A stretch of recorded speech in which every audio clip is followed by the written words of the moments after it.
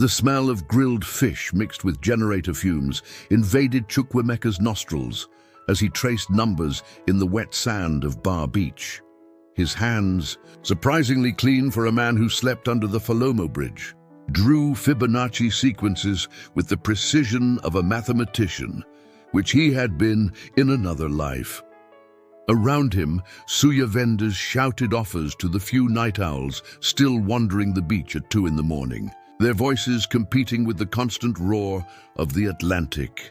Fibonacci Bagbe, Emeka muttered to himself in Igbo, erasing the sequence with his bare foot. The cold sand between his toes kept him anchored to the present, away from the memories that haunted him. 3 years living on Lagos streets had taught him that the mind needed to stay busy, always solving something or the ghosts would come. His father hanged in the bedroom, the newspaper headlines, the families who lost everything because of his code. He didn't hear the footsteps approaching until a shadow blocked the dim light from the lamppost. He raised his eyes slowly, expecting another policeman wanting a bribe or some drunk looking for trouble. Instead, he found a woman in blue and gold Ankara, the fabric far too expensive for that hour and that place. She held her heels in one hand, her iPhone in the other, and there was something in her eyes, an intensity that Emeka recognized because he saw it in the mirror on his worst days. You just solved the Fibonacci sequence up to the 20th term. It wasn't a question. Her voice carried the educated accent of someone who studied abroad but chose to return. In the sand. From memory, Emeka shrugged, already preparing to walk away. Rich people at Bar Beach in the middle of the night usually meant trouble. I have a problem, she continued, ignoring his defensive posture. Russian hackers locked 50 million naira on my servers. My cybersecurity specialists, all with PhDs from American universities, failed. I have 48 hours before the money disappears forever. Money from Akara sellers, Okada drivers, single mothers who trust my platform. And you think a homeless man can help? Emeka finally spoke, his voice hoarse from disuse. She crouched in the sand beside him, staining the Ankara without hesitation. Solve this! She drew a numeric sequence in the sand with her finger. First layer of the code my engineers couldn't crack. Emeka looked at the numbers. His brain, that cursed machine that never stopped, was already processing patterns, seeing the hidden structure. Prime number theory, intertwined with a modified geometric progression. Elegant, dangerous, too familiar. It's based on quantum cryptography. The words came out before he could stop them. Whoever created this understands how to exploit vulnerabilities in African banking systems. The sequence uses... He stopped, realizing he was falling into the trap. Why should I help? The woman extended her hand. Adaeze Nwankwo, CEO of PayAfrika. And you should help because those 50,000 people who will lose everything aren't numbers on a screen. They're people like you. The punch landed and she knew it. Emeka felt the familiar knot tighten in his chest. People like him. People who had already lost everything because of failed codes. How much? He asked, hating himself for asking. 100,000 naira, 1 million. He didn't know where the courage came from. And I want to shower at your office before I start. Adaeze studied his face for a long moment. Emeka forced himself to hold her gaze, even when every instinct screamed to flee, return to the safety of numbers in the sand, of insignificance. Finally, she nodded. Let's go. My car is on Amadou Bello Way. The black Mercedes looked like a spaceship compared to Emeka's world. He hesitated before entering, aware of the dirt on his clothes, but Adaeze was already behind the wheel, typing something on her phone. The interior smelled of leather and expensive perfume. Chanel, if his memory served him. How long since he'd been in a car like this? Since before the fall. Since when he was still Chukwuemeka Okonkwo, the young Nigerian tech prodigy. Namdi, Adaeze spoke on speakerphone while accelerating across the third mainland bridge, overtaking yellow Danfos even at that hour. Prepare the safe apartment in Victoria Island. Yes, now. And send clothes size. She glanced at Emeka. Large, men's, all new. The guy on the line asked no questions. Yes, madam. 20 minutes. Lagos paraded past the window, the city that never slept, illuminated by generators and intermittent PHCN streetlights. Emeka saw everything with eyes both new and old at the same time. He had built a life here, then lost everything. Now he was returning, if not to the top, at least somewhere above the bottom. "Why do you live on the street?" Adaeze suddenly asked. "You're clearly not illiterate. Your diction, your mathematical reasoning. Why are you driving alone at 2 in the morning, looking for strangers on the beach?" Emeka shot back. A small smile touched her lips. Touché. The apartment in Victoria Island was minimalist and secure. Bulletproof windows, cameras in every corner, a spectacular view of Lagos Lagoon. Namdi, a young man in his early 20s with eyes that saw everything, received Emeka with a quick but non-judgmental assessment. There was recognition there, Emeka realized. Recognition from someone who knew the streets. Bathroom on the left, Namdi indicated. Clean towels, clothes on the bed. "Madam, the computers are set up in the dining room." The hot shower was delicious torture. 3 years of quick baths in public restrooms hadn't prepared him for the simple luxury of abundant clean water. Emeka stood under the stream, watching the dirt drain away, wishing memories could be washed away as easily. When he emerged wearing new jeans and a polo shirt, he found Adaeze in front of 4 monitors, her eyes red from exhaustion. A cup of cold coffee sat forgotten beside the keyboard. She had changed the ankara for a simple t-shirt and leggings, her hair pulled back in a messy bun. She looked more human this way, more tired, more real. 24 hours now, she said without looking at him. "My best engineers tried everything. Brute force, decoding algorithms. We even called in consultants from Kaspersky. Nothing." Emeka approached the monitors. Lines of code danced on the screen. A mathematical ballet he recognized immediately. His stomach turned. "I've seen this before." The words came out in a hoarse whisper. Adaeze finally looked at him. "Where?" "I created something like this 5 years ago. An algorithm to detect fraud in banking transactions." He forced himself to continue, even when the air seemed to fail. "It had a flaw I didn't see. When we implemented it, the system misclassified legitimate transactions as fraud, blocking accounts of hundreds of families. Some lost everything. One woman," he stopped, swallowing hard. "A single mother killed herself. She had 3 children. The silence in the room was thick. Adaeze said nothing, just waited. My father was one of the bank's investors. Lost his savings. Hanged himself 2 weeks later." Emeka sat heavily in a chair. "I destroyed everything. My career, my family, the lives of innocent people. So I ran to the streets, because there I couldn't hurt anyone else. And now?" Adaeze asked softly. "Now you're asking me to use the same mind that caused all that." Emeka looked at his hands, trembling slightly. "How can I be sure I won't fail again?" Adaeze pulled up a chair and sat beside him. "Nah," she used the Igbo term for brother. "You can't. Nobody can be sure. But the difference is that now you know the price of failure. And still you're here. You don't understand," Emeka shook his head. "I have attacks, PTSD. Sometimes I look at code and all I see is my father's face, the newspaper headline about that woman. Then don't look alone." Adaeze touched his shoulder lightly. "Look with me. We'll work together. If you start sinking, I'll pull you up. And if I start sinking, because believe me, I know that ocean well, you pull me up." Something in Emeka's chest loosened a bit. He nodded, not trusting his voice. "All right," Adaeze stood up, returning to business mode. "Show me what you see." They worked for 6 hours straight. Emeka decoded the first layer in 40 minutes, a sequence based on twin prime numbers. The second took 3 hours, requiring him to write a new algorithm from scratch, while Adaeze provided coffee and egg roll sandwiches that Namdi brought. But the third layer was where everything stopped. "It's impossible," Adaeze finally said, rubbing her eyes as the sun began to rise over Lagos. "This sequence doesn't follow any known pattern." "No," Emeka corrected, his heart racing with that familiar mixture of excitement and terror that came before a discovery. "It follows all patterns, simultaneously. It's a quantum superposition of codes." That's why your engineers failed. They were looking for one pattern when they should have been looking for all of them. How do we break something like that? Emeka turned to her. We don't break it. We need two simultaneous inputs, each solving half the sequence at the same time. He stopped, realizing the implication.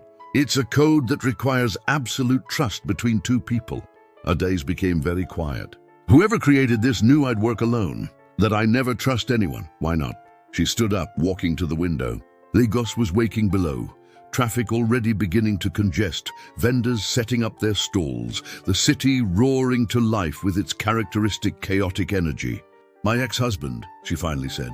In the early days of PayAfrika, when we were still struggling, he tried to steal from me.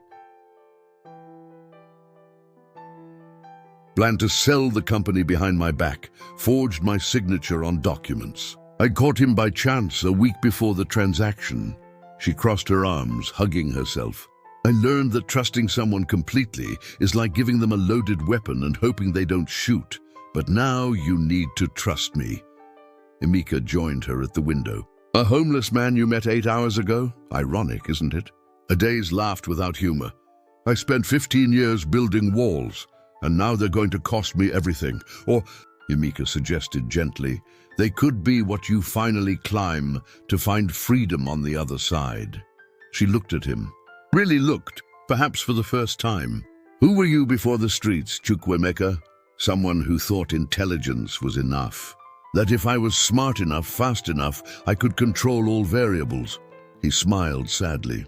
Then I learned that the most important variables, human heart, fear, love, despair, are uncontrollable. And that terrified me so much I stopped trying. And now I know control is an illusion. But connection can be real if you're brave enough. Adaeze quickly wiped her eyes. And she murmured. Sorry, I don't usually... She gestured vaguely at her own face. Cry, Emeka offered. Show emotion, be human.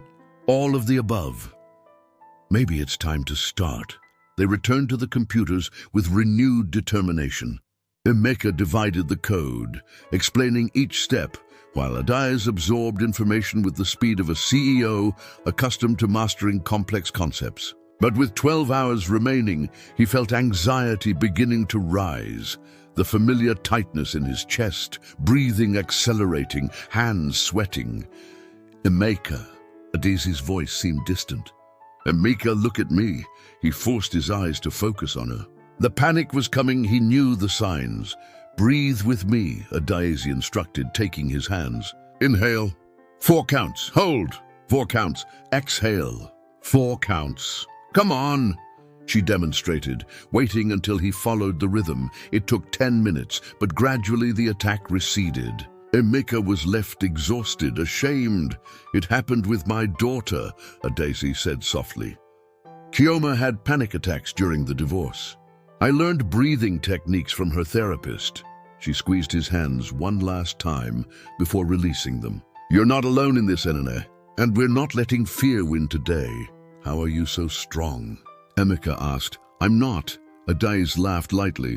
My daughter is in London because I was too cowardly to be the present mother she needed. I buried myself in work after the divorce, told myself building the empire was more important than being present. She's 16, and I barely know her favorite songs, her fears, her dreams.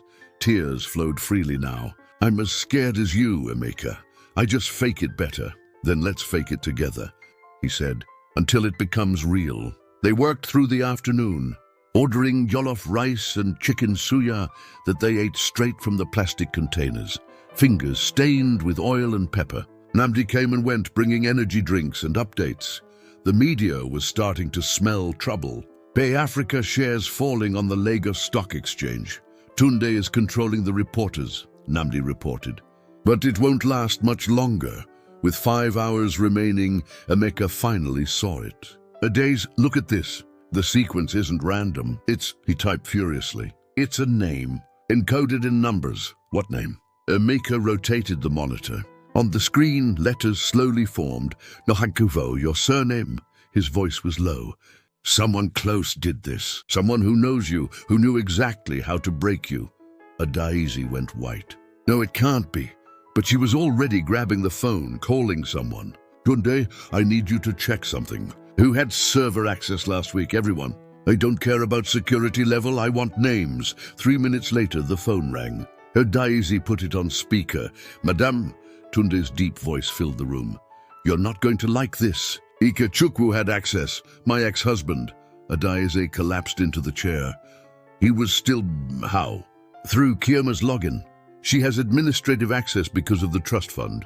He must have gotten her passwords. Using our daughter. Adaeze's voice was dead. He used our daughter to destroy me. Emeka saw something break in her, not crumble, but crack open, letting years of contained pain escape. He moved by instinct, kneeling beside her chair. Adaeze, he said firmly, you can fall apart later. Right now, we need to save 50,000 people. You can do both, feel the betrayal and still win. But you need to choose to continue. She looked at him with eyes bright with unshed tears. How? The same way I wake up every day and choose not to jump off the third mainland bridge. One moment at a time, one breath at a time, one line of code at a time. Adaeze nodded slowly, straightening her shoulders. Tunde, prepare legal documentation. We want Ikechukwu arrested the moment this is over. Full charges, fraud, attempted theft, system invasion. No deals. She hung up and turned to Emeka. Let's finish this. With 1 hour remaining, they were ready. 2 computers, 2 simultaneous inputs. Emeka explained the necessary synchronization. They'd have a 3-second window to enter both halves of the final code. If we miss, Adaeze said, the 50 million is gone forever. Then we won't miss. Emeka extended his hand. Trust me. Adaeze took his hand, squeezing tightly. I trust you when I count to 3. 1, 2, 3. Their fingers flew across the keyboards in perfect synchrony. Lines of code appeared on screens, numbers dancing, systems processing. For an endless moment, nothing happened. Then both screens flashed green. Access granted. Transfer cancelled. Funds secure. Emeka and Adaeze froze, barely believing it. Then Namdi shouted from the next room, It worked! The funds are back. All of them! Adaeze started laughing and crying simultaneously, pulling Emeka into a tight embrace. We did it! We did it! But Emeka was looking at the secondary screen. Adaeze, there's more. The code, it recorded everything. Conversations between Ikechukwu and the hackers, bank transfers, the entire plan. It's enough evidence to send him to prison for years. The joy on Adaeze's face disappeared, replaced by something darker. Good. In the following hours, everything was a blur. Tunde arrived with lawyers. Police were called. Reporters were kept at bay, while Adaeze gave a controlled statement about technical issues resolved. Ikechukwu was arrested at his home in Lekki, screaming about injustice as he was placed in the patrol car. Emeka watched it all from a distance, feeling simultaneously part of and separate from the events. When it finally quieted down, he found Adaeze on the balcony, looking at the lagoon now dark under the night sky. Thank you, she said without turning. You saved more than my company today. You did the same for me. Adaeze finally looked at him. What will you do now? 1 million naira can start a new life. Emeka had thought about this during the last hours. I don't want the money. Emeka, let me finish. He took a deep breath. I want to work for you, not as chief consultant or any pompous title. I want to help you build something, a program that employs people like me, talents that society discarded, people living on the streets but still with brilliant minds, who just need a chance. Adaeze studied his face for a long moment. On one condition. Which? Therapy. For both of us, as part of the benefits. Because neither of us can help others if we're still drowning. Emeka felt something warm expand in his chest. Not exactly happiness, but something like hope. Deal. And the 1 million naira, Adaeze added with a small smile. You take that anyway. Consider it a bonus for teaching me that trust isn't weakness. She extended her hand formally. Emeka shook it, feeling the weight of the moment, not an ending but a beginning. 6 months later, Emeka stood on the same balcony, but everything was different. Below, in PayAfrika's conference hall, 50 new employees, former homeless, ex-convicts, Youth without formal education but with brilliant minds celebrated the completion of the first training program. Burna Boy's Afrobeats music played. The smell of pepper soup and puff puff filled the air. Laughter echoed. "You made this happen," Adaeze said, joining him on the balcony. She looked different too, lighter somehow. Gioma was visiting, and mother and daughter had spent the last week rediscovering each other. "We made this happen," Emeka corrected. He still lived modestly, still went to the beach, but now to think, not to escape. Therapy helped. The sense of purpose helped more. "I spoke with the Kenyan ambassador today," Adaeze mentioned casually. "They want to replicate the program in Nairobi. Then Accra, then Kampala." "Really?" "Really. And they'll need someone to lead the expansion." She looked at him meaningfully. "Someone who understands both technical code and the code of redemption." Emeka felt fear, that old familiar friend. But now he knew fear and courage weren't opposites. They were dance partners. "I'll need a team," he said. "I already have 50 people downstairs who would trust you with their lives." They stood in silence for a moment, watching the celebration below. Namdi was teaching a new employee how to do the shaku shaku dance. Tunde laughed at something Gioma said. "It was chaotic and loud and imperfect and beautiful. You know," Emeka said thoughtfully, "I used to think my mistake defined me, that I'd forever be the man who destroyed lives with bad code. And now I know the mistake was just one chapter, not the whole story." He looked at Adaeze. "You taught me that. You taught me that redemption isn't erasing the past, but building something better on the ruins." "Nah," Adaeze gently touched his shoulder. You taught me that vulnerability isn't the price we pay for connection. It's the currency that buys something real."